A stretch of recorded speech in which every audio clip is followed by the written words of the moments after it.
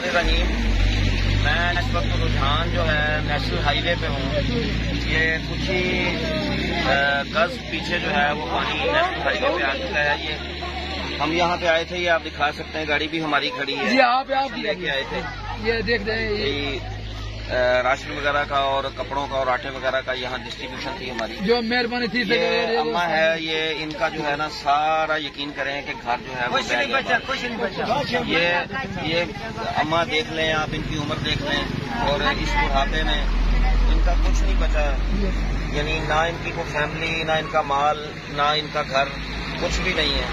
इनके लिए खास तौर पे मैं वैसे तो रिक्वेस्ट करता रहता हूँ मैं कि टेंट भी मांगता हूँ मैं लोगों से, राशन के लिए भी रिक्वेस्ट करता हूँ, लेकिन इन अम्मा के लिए जो है मैं चाहता हूँ कि एक अगर कोई दोस्त जो है खुले दिल का वो एक टेंट का बंदोबस्त करे स्पेशल इनके लिए, और इनके लिए राशन का बंदोबस्त करे।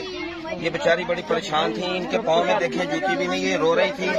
अभी आके मैंने दिलासा वगैरह दिया है इनको, और अल्लाह ताला हर किसी को जो है वो इस आफत से, दुख से, तकलीफ से